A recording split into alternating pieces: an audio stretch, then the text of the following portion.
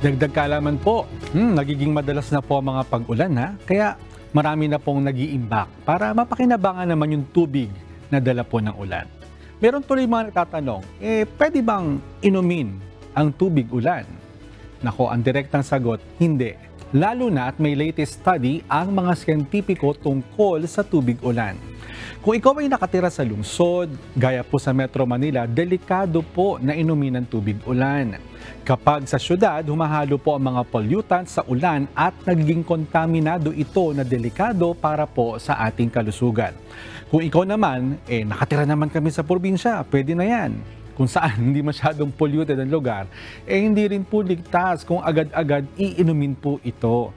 Pinapayuhan na wag na lamang inumin at gamitin na lamang sa ibang pwedeng paggamitan. Yung iba, pinapakuluan pa, gaya niyan.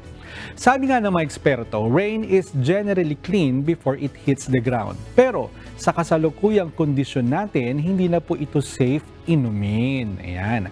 Ang tubig ulan ay slightly acidic rin at mas lalo pang nagiging acidic malapit sa mga industriya kung saan humahalo ang mga pollutants. Tandaan na napakahalaga ng storage at sanitation, lalo na sa tubig. Pero pinaka-safe pa rin na uminom ng mga ligtas na tubig. Ayan. Sana po may natutuhan kayo at laging tatandaan, mapalad po ang tao na nakakasumpo ng karunungan at ang tao na nagtatamo ng kaunawaan.